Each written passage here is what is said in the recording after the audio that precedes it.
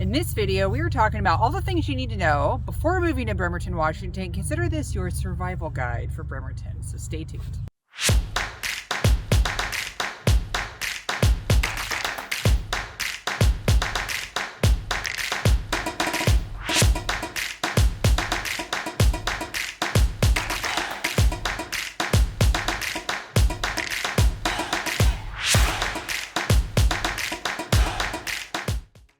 What's up, everybody? It's Cassandra Lopez with the Living in Bremerton channel. If you're new to the channel, you're going to want to go ahead and subscribe. This channel is all about living in Bremerton. So whether you're moving here for the first time or maybe you've been here a while, just want to learn more, be sure to subscribe, tap that little bell so you're notified every time I drop a new video. And you can reach out to me directly. This is my cell phone and my email. Be sure to call, text, or email if there's anything I can do to support your relocation to Bremerton, Washington. So the first thing that you should probably know before moving here is that, we're known for it raining like a ton, and it rains a lot, just not as much as you think. We get about 50 inches of rain a year, which isn't even like in the top 10 of major cities in the country. Like places like Houston, Texas get more rain than we do. So what happens is, as you can see behind me, this is not a backdrop, this is actual nature. It's just kind of like cloudy like this, and then we'll get like little drizzles of rain. So there's no like torrential downpours really. That's not really like our weather pattern here, but it seems like it's a lot more just because it's so much more consistent and just kind of drizzly. So it rains. When it's not raining, it's just kind of cloudy. We do get about 150 days of full sunshine a year, which is amazing. So, but for the most part, it's just kind of like this. So while we're on the topic of weather, we can also talk about snow, that it doesn't snow a whole lot here, which is kind of a funny thing for me to say considering the last month of weather we just had. December 2022 was the weirdest weather pattern that we've had. We had probably a full foot accumulation of snow. We had freezing rain. We had 2 inches of rain in a day, like having just talked about how it doesn't rain here.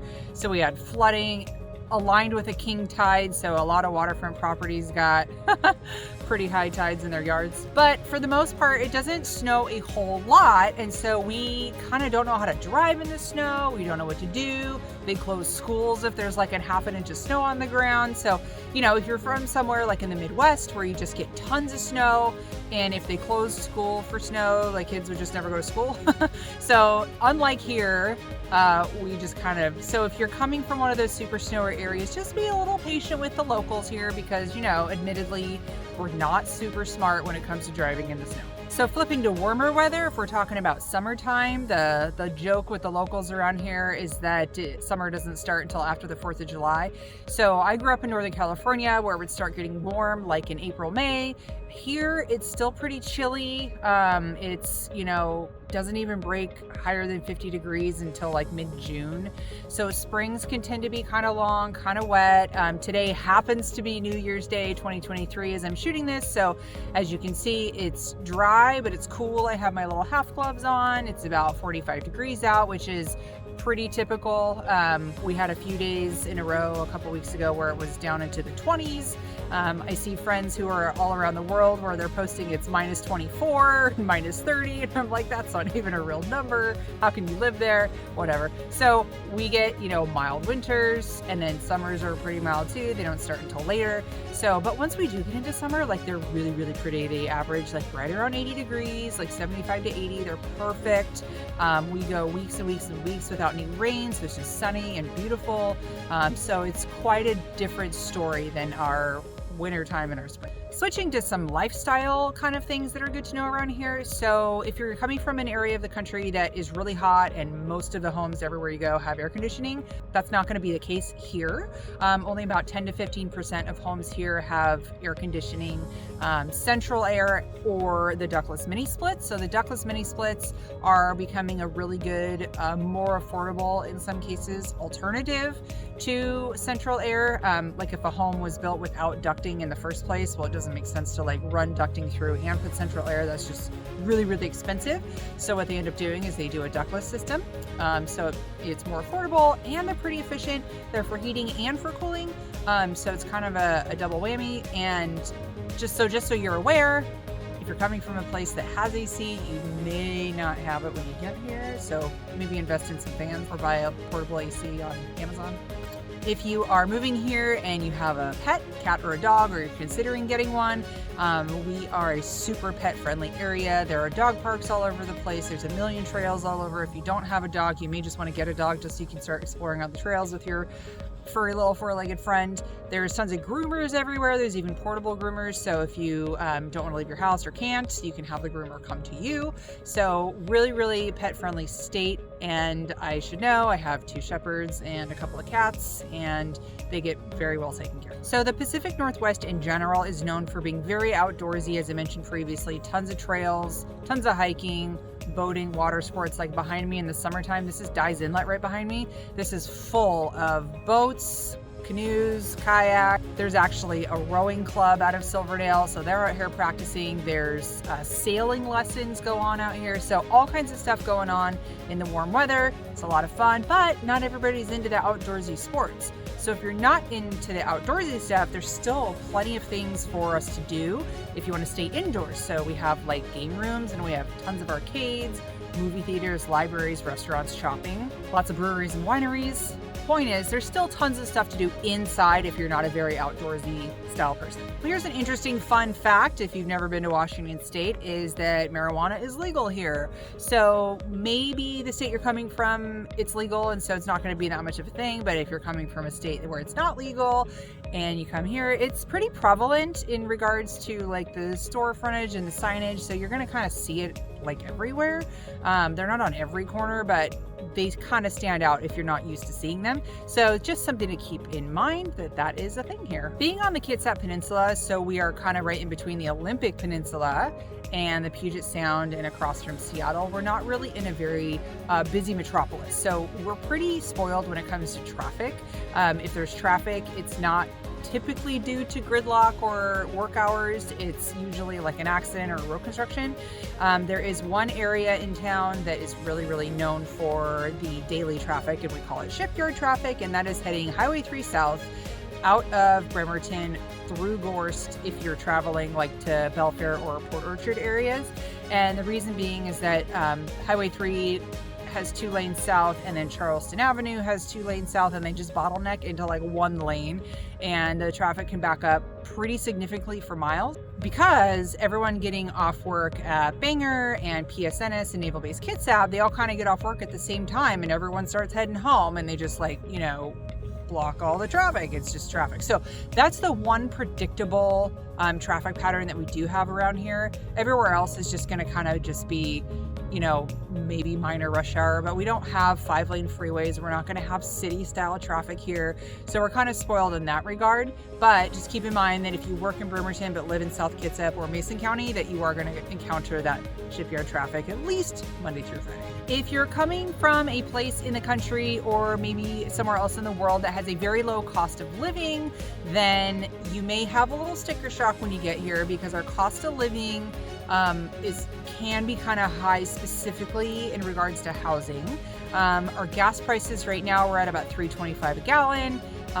The median rent for like a 3-bedroom, 2-bath home is somewhere in the $2,500 a month range. The median price point for a home in Bremerton is about $450 last time I checked, about 2 weeks ago.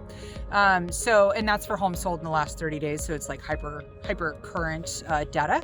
But if you're coming from a place where rent is like super cheap, still, you know, like $800 a month, you're gonna probably have some sticker shock when you get here.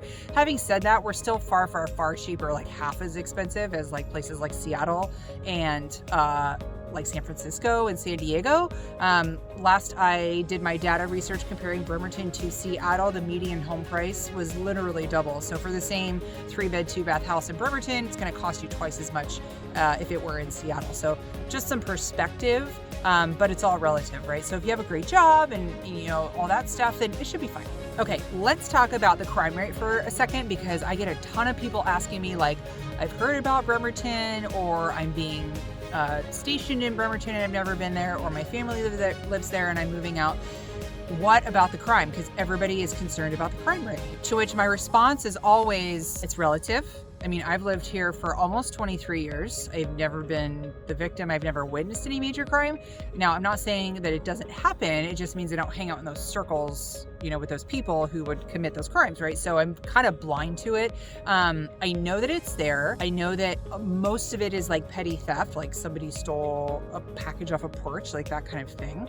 I know that anywhere you go and anywhere in the country is going to have some sort of crime rate. So there's that. You're not going to find anywhere really that's got a 0 crime rate. Even, my business partner, he's primarily in Gig Harbor, which is almost got a 0% crime rate. It's like 0.5%. It's ridiculous. So there are places that have very low crime rates, but they're not non-existent. So I would just say to you, just do your research, check out your neighborhoods. If you need some advice on that, I would point you to a couple of public data sites like niche.com, bestplaces.net, or neighborhoodscout.com. I'll put those links in the description and you can check out for yourself.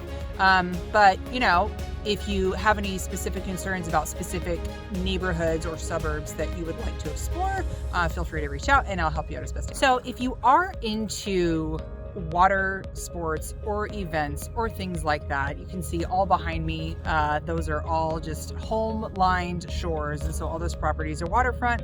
There are also several restaurants in the area that are right on the waterfront, so you can drive your boat right up to the restaurant and go up and have lunch or dinner and then get back in your boat and drive away just like it was a car. So it's kind of a fun experience. But we do have several boat parades throughout the year, which is actually a really good time. So there is one for the 4th of July, there's one for Christmas time, so it just came through here a couple of weeks ago. So if you're into boating events, there's always something going on either here in Silverdale where I'm at. This is Dyes Inlet behind me. Actually, the land masses that you see behind me, those are all Bremerton, but Dyes Inlet is like Silverdale.